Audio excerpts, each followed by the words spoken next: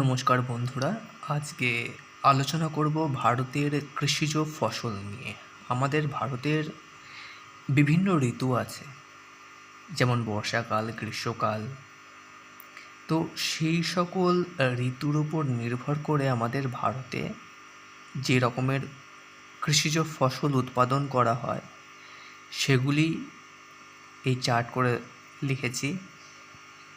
প্রথমত হচ্ছে খাদ্যশস্য, দ্বিতীয়ত হচ্ছে বাণিজ্যিক ফসল, তৃতীয়ত হচ্ছে বাগিচা ফসল এবং চতুর্থত হচ্ছে হর্টিকালচার, অর্থাৎ বিভিন্ন রকমের ফল, শাকসবজি এগুলো। খাদ্যশস্যের উদাহরণ ধান, গম, ভুট্টা, মিলেট প্রভৃতি। বাণিজ্যিক ফসল হচ্ছে কার্পাস, পাট, শন, তামাক, তৈলবীজ ইত্যাদি। বাগিচা ফসল হচ্ছে চা, কফি, বিভিন্ন রকমের মশলা, রবার ইত্যাদি। উৎপাদনের মরশুম অনুযায়ী ভারতীয় ফসলকে প্রধানত 3 ভাগে ভাগ করা হয়। 1 খরিফ শস্য, 2 রবি শস্য এবং 3 জাইদ শস্য। খরিফ শস্য কি সেটা আমরা দেখে নিই। মৌসুমী বায়ুর আগমনের সঙ্গে সম্পর্ক রেখে ভারতে যে কৃষি ব্যবস্থা গড়ে উঠেছে তাকে খরিফ চাষ বলে। সাধারণত জুন জুলাই মাসে এর বপন শুরু হয়। এই কৃষি মৌসুমী বায়ু নির্ভর বলে উৎপাদন প্রায় ব্যাহত হয়, কারণ আমরা জানি মৌসুমী বায়ু খামখেয়ালি প্রকৃতির, কোনোবার বেশি বৃষ্টি হয়, কোনোবার কম হয়। তাই এই চাষের উৎপাদন সবসময় যে সমান হয় তা নয়, সব বছর যে সমান হয় তা নয়। কিছু উদাহরণ আমরা দেখে নেব। আমন ধান, ভুট্টা, বাদাম, কার্পাস, ডাল, আখ প্রভৃতি হচ্ছে খরিফ শস্যের উদাহরণ। দ্বিতীয় আমরা দেখে নেব রবি শস্য। মৌসুমী বায়ুর প্রত্যাগমনের সঙ্গে সম্পর্ক রেখে ভারতে যে কৃষিজ ফসল উৎপাদন করা হয় তাকে রবি শস্য বলে।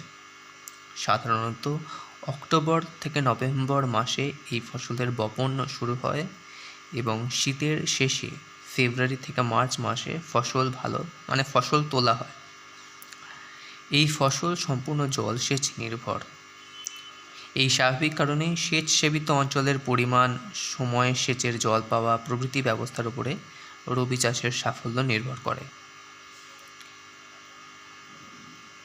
উদাহরণস্বরূপ যে ফসলগুলো উৎপাদন করা হয় রবি শস্য, সেগুলো আমরা দেখে নেব কোনগুলো রবি শস্য।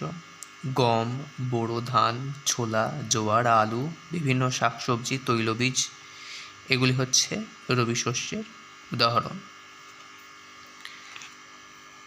জাইদ শস্য 3 নম্বর। ভারতে গ্রীষ্মকালে যে সকল ফসল উৎপন্ন হয় তাকে জাইদ শস্য বলে। জাইদ শস্যের উদাহরণ হচ্ছে আউশ ধান, বাদাম।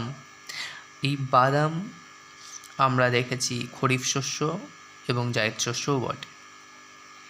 বাগিচা কৃষি। বাগিচা কৃষি কি আমরা দেখে নেব।